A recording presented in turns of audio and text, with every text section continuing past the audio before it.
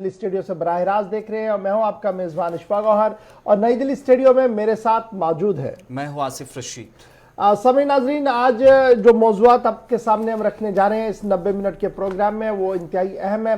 कुछ खबरें मुल्की सतह की होगी यानी कौमी सतह की है, कुछ खबरें हमारी यूनियन टेरिटरी जम्मू कश्मीर से मुंसलिक है, एक दो खबरें जो है वो लद्दाख से भी आपको बताएंगे और उसके साथ साथ आपको कौमी शाहरा का हाल बताएंगे। मौसम का मिजाज आपके सामने ही है। तवक्को की तो ये की जा रही थी कि शायद आज मौसम का मिजाज जम्मू कश्मीर के अंदर बदलेगा, लेकिन फिलहाल जो इतलात है वो यही है कि बालाई इलाकों के साथ साथ मैदानी इलाकों में एक बार फिर मौसम ने जो है वो करवट ले ली है। और इसके साथ साथ और भी कुछ अहम तरीन मौजूआत रहेंगे इस उम्मीद के साथ कि आप लगातार हमारा साथ देते रहेंगे। और टीवी पर आप देख रहे हैं, एक बार आपकी याद दहानी के लिए आपको यह बताते चले कि आप इन नशरियात को यानी जितनी भी नशरियात अभी से चलनी शुरू हो जाएंगी मॉर्निंग शो से लेकर रात 12 बजे तक, उनको आप बराह रास्त देख सकते हैं हमारे सोशल मीडिया प्लेटफॉर्म पर। यानी बराह रास्त आप इनको कहां पर देखेंगे? एक फेसबुक पर देखेंगे गुलिस्तान न्यूज पर और गुलिस्तान न्यूज लाइव फीड पर, ये दो ऑफिशियल पेज हमारे हैं। उसके साथ साथ आप हमारे साथ ज्वाइन कहां पर करेंगे? यूट्यूब पर भी आप देख सकते हैं,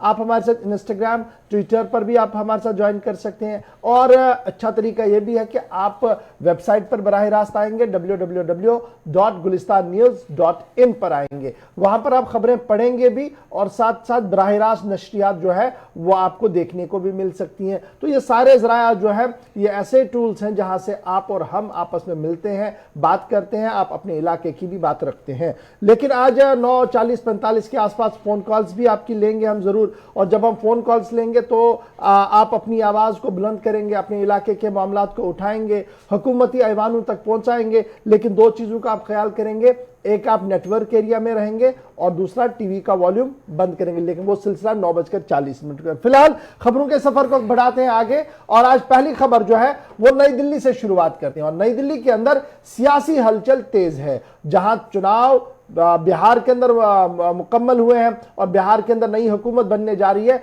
वहीं पर कांग्रेस के सीनियर लीडर की तरफ से बड़ा बयान सामने आया है और कांग्रेस लीडर की तरफ से जो बयान सामने रखा गया है उसने कांग्रेस के ऊपर बहुत बड़े सवाल भी खड़े कर दिए हैं। जी हां नाज़रीन, बयान जो आया है वो मारूफ कानूनदान और साबिक मरकजी वजीर कपिल सिब्बल की तरफ से दिया गया है और कपिल सिब्बल ने सीधे से सवाल खड़े कर दिया है कांग्रेस पर और कहा है कि कांग्रेस में एहतिसाबी अमल का फुकदान है और यही वजह है कि पिछले 6 से 8 साल के दौरान जिस तरीके से कांग्रेस को उभरना चाहिए थे, कांग्रेस उभर नहीं पा रही है और ना ही सलाह मशवरा किया जा रहा है कि आखिर इस बड़ी हार और इस बड़ी परेशानी की वजह क्या है। एक और दूसरी बड़ी बात कि कांग्रेस हिज़्ब इख्तिलाफ के तौर पर या कांग्रेस न्यामुल बदल के तौर पर मुल्क भर के अंदर उभरने में नाकाम रही है। यह दूसरी और बड़ी इंपॉर्टेंट बात है कि मुल्क के अंदर जहां जहां पर भी चुनाव हुए हैं लोगों ने बिल्कुल भी कांग्रेस को सही तरीके से नहीं लिया कि यह भारतीय जनता पार्टी या एनडीए का न्यामुल बदल बन सकता है।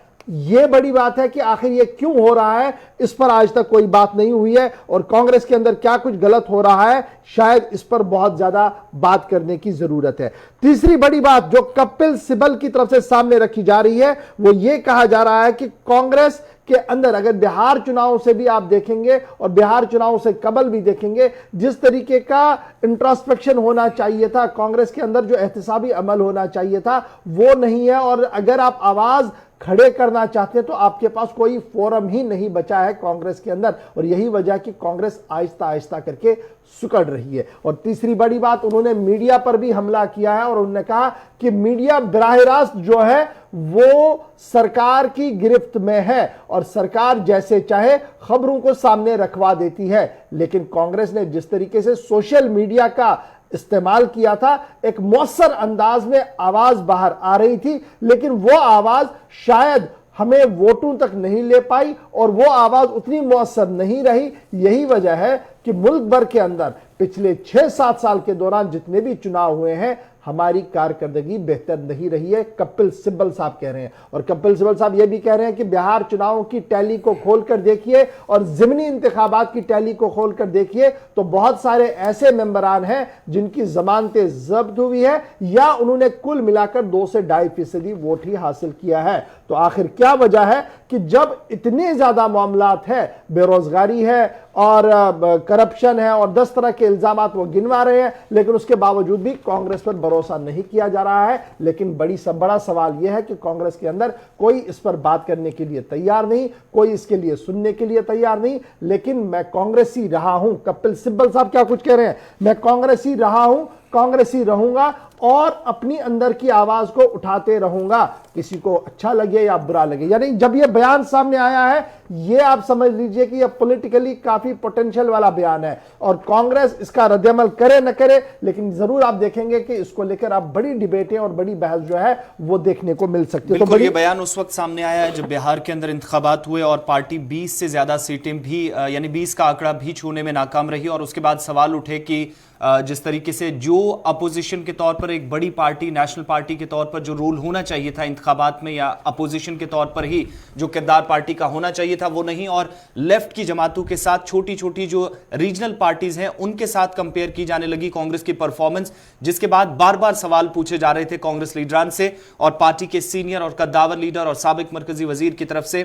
जिस तरीके से जो आपने जिक्र किया, एक एक करके उन्होंने खुलासा किया, चाहे वो बाई इलेक्शंस हो या फिर इस बार के इंतखाबी नताइज हो, एक एक करके उन्होंने परखा और बताया कि किस तरीके से कहां पर कांग्रेस के जो लीडरान हैं वो, यहां तक कि बहुत सारे लीडर्स का उन्होंने जिक्र किया जो बाई इलेक्शंस में गुजरात के अंदर अपनी जमानत तक बचाने में कामयाब नहीं रहे। और इतना ही नहीं, जो जातिगत वोट था या कास्ट के नाम पर वोट दिया जाता था वो भी उन इलाकों के अंदर जहां पर साख काफी मजबूत कांग्रेस लीडरान की होती थी वहां पर भी वो लेने में नाकाम रहे और अवाम का जो एतमाद था वो कांग्रेस पार्टी हासिल करने में पूरी तरह नाकाम साबित हुई है। चलिए, ये तो थी कांग्रेस की बात जो हमने आपके सामने रखी बड़ी कौमी खबर के तौर पर। और एक और खबर भी बड़ी इंपॉर्टेंट है जो वजारत खारजा की तरफ से सामने रखी गई है। आपको याद होगा कि गुज़श्ता दिनों शेख महमूद कुरैशी की तरफ से पाकिस्तान के अंदर प्रेस कॉन्फ्रेंस की गई और उस प्रेस कॉन्फ्रेंस के दौरान उन्होंने भारत पर इल्जाम लगाया कि इंतहा पसंदी और दहशतगर्दी को परवान चढ़ाने के लिए ममनुआ तंजीमों की मदद भारत की तरफ से की जा रही है। और शेख महमूद कसूरी ने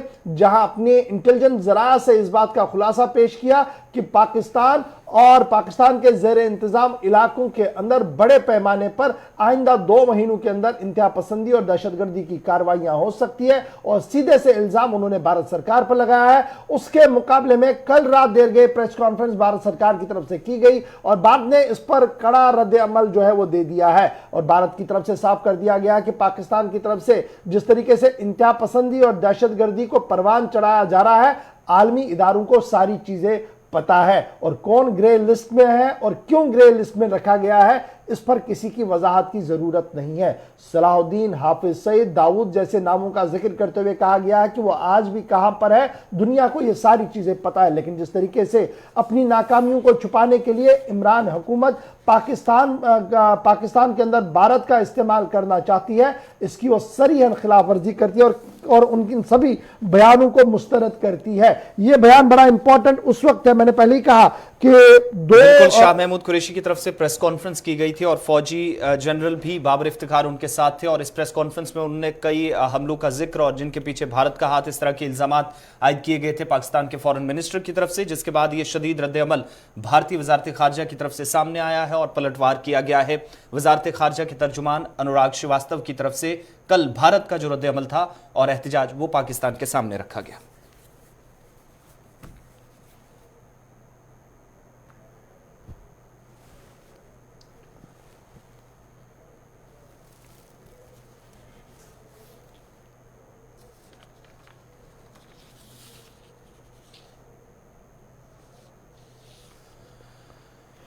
चलिए जी, बढ़ते हैं जरा आगे। अब जरा बात करते हैं जम्मू कश्मीर के हवाले से और जम्मू कश्मीर की खबरों पर जब हम आते हैं तो बड़ा इंपॉर्टेंट है, जल्दी जल्दी से कुछ खबरें आपके सामने रखते हैं और खबर बड़ी इस वक्त आ रही है और वो एहतिसाब के हवाले से है। और जब हम अकाउंटेबिलिटी की बात करते हैं करप्शन के खिलाफ जंग की बात करते हैं तो 5 अगस्त के बाद भी यह दावा दिया गया था कि अब एडमिनिस्ट्रेशन को ऑन टोज रखा जाएगा और किसी भी तरीके से लैतुलैल का मुजाहरा करने वाले लोगों के खिलाफ कार्रवाई होगी। लेकिन अब जो हम आपके सामने एदाद शुमार रखने जा रहे हैं, दरअसल ये सारा मामला ऑनरेबल हाई कोर्ट के सामने था और ऑनरेबल हाई कोर्ट की गाइडलाइंस और डायरेक्शन के बावजूद भी क्या कुछ हो रहा है जरा आप ध्यान से सुन लीजिएगा। जम्मू कश्मीर हाई कोर्ट के अंदर सोमो मोटो एक लिया गया था।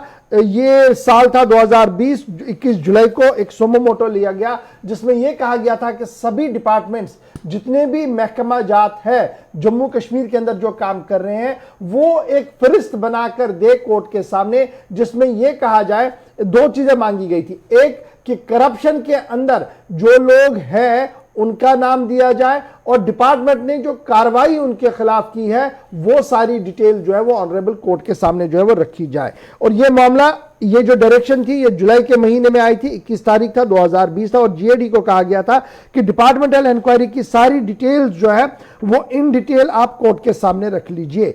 लेकिन अभी की क्या सिचुएशन है वो जब आप देखेंगे तो आपको पता लगेगा कि सूरत हाल किस तरीके से बन रही है।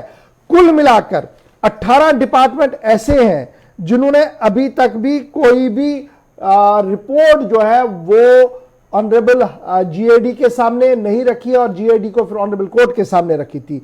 और जो डिपार्टमेंट उसमें सरफहरिस्त है उसमें रेवेन्यू है, आरडीडी है, जल शक्ति है, एजुकेशन डिपार्टमेंट है और भी कुछ डिपार्टमेंट्स हैं इन 18 डिपार्टमेंट्स में जिन्होंने आज तक भी अपना रेलेवेंट डॉक्यूमेंट जो है ऑनरेबल कोर्ट के सामने जो रखना है वो जीएडी को नहीं दिया है। और उसके साथ साथ जब आप देखेंगे जो डिपार्टमेंटल इंक्वायरीज की बात हो रही है, करप्शन के खिलाफ जंग की बात हो रही है, तो इंटरनल इंक्वायरी के तौर पर अभी जो माना जा रहा है कि तकरीबन 21 डिपार्टमेंट्स का फहरिस्त जो है वो सामने आया है जिनमें 500 से 550 से ज्यादा लोगों के खिलाफ कार्रवाई की गई है। 118 लोग जो है वो सस्पेंड भी है। ये वो फिगर मैं आपको बता रहा हूं जो डिपार्टमेंटों ने सबमिट किया है जीएडी को।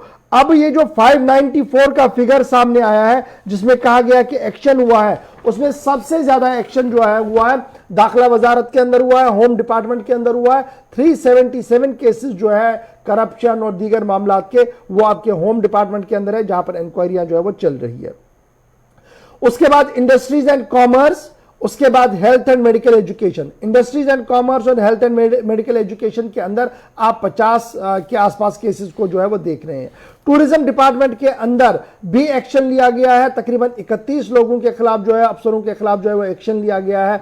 और उसके साथ साथ पीडीडी डिपार्टमेंट ने 24 मुलाजमीन के खिलाफ जो है वो कार्रवाई की है। और इसी तरीके से जीएडी के अंदर भी 14 मुलाजमीन है जिनके खिलाफ कार्रवाई की गई है। लेकिन बड़ा सवाल यह है कि ये चंद डिपार्टमेंटों की कारकर्दगी तो हमने आपके सामने रख दिया, लेकिन 177 अफसर ऐसे हैं जिन्हें सस्पेंड किया गया है और उसके बाद उन्हें प्रिवेंशन ऑफ करप्शन एक्ट के तहत जो है वो बुक कर दिया गया।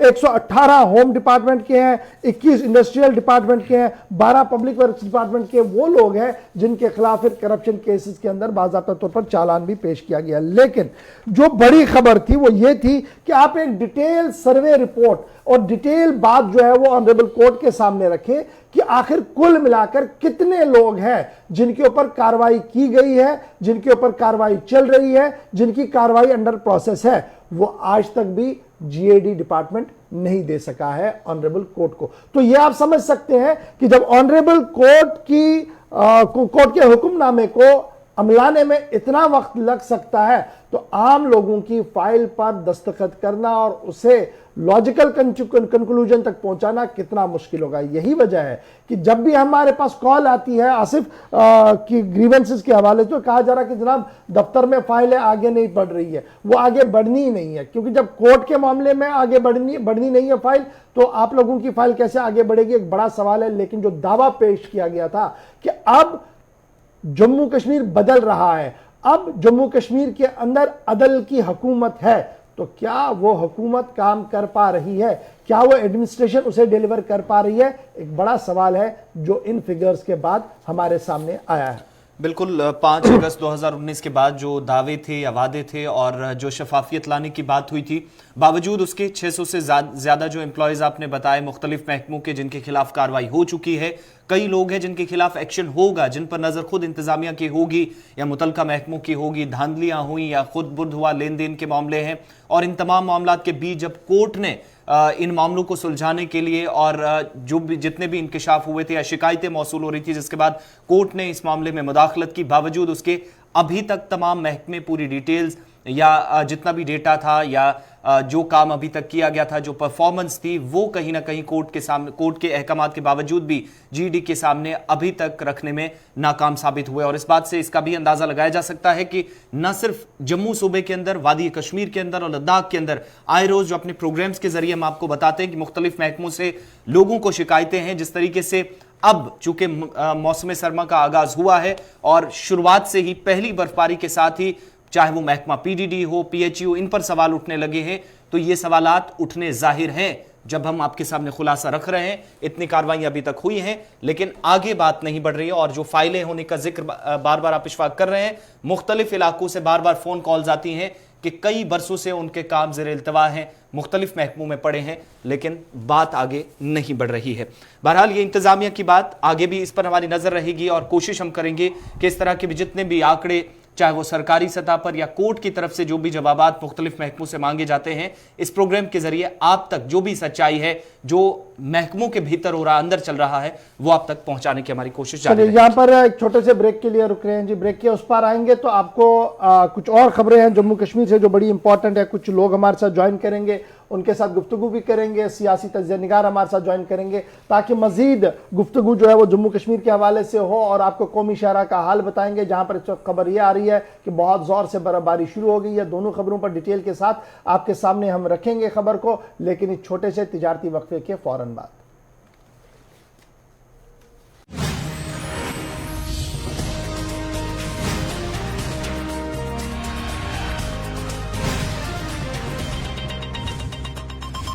कूका कफ लॉजेंजेस गले की खराश और इन्फेक्शन के लिए हमेशा अपने साथ रखिए। तुलसी के गुणों से भरपूर कूका कफ लॉजेंजेस, कभी भी कहीं भी। वेक्टस बनाते हैं all types of pipes, plumbing pipes, drainage pipes और एग्रीकल्चरल पाइप्स। यार हम दोनों साथ में क्यों बोल रहे हैं? क्योंकि हम दोनों वेक्टस के ब्रांड एम्बेसडर्स हैं। वेक्टस पाइप्स एंड टैंक्स पर है सबका भरोसा, तभी तो वेक्टस है इंडिया की मुल्तानी कोका कफ सिरप, तुलसी, वसा, यस्ती मधु, पिपली के गुणों से भरपूर, जो खांसी पर करे तुरंत असर, ताकि बदलते मौसम के साथ आप न बदलें। शादी का ख्याल आए तो शायद.com नहीं, शादी.com पर आइए। यहाँ लाखों लोगों को मिला अपना परफेक्ट लाइफ पार्टनर। मुस्लिम शादी, आज ही रजिस्टर करें। 85 बरसों से आपके भरोसे का प्रतीक SSK वायर्स एंड स्विचेस, आपके लिए, आपके साथ, आपकी सुरक्षा हमारी जिम्मेदारी। We are SSK। Hello Gulistan, बुलबुलाओ समिताओ गुलन लोला बरो।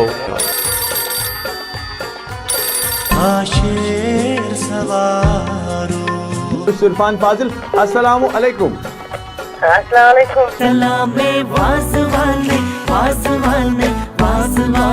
इलाही बाग बसपुर पर कॉल करा, शुक्रिया मुश्ताक साहब।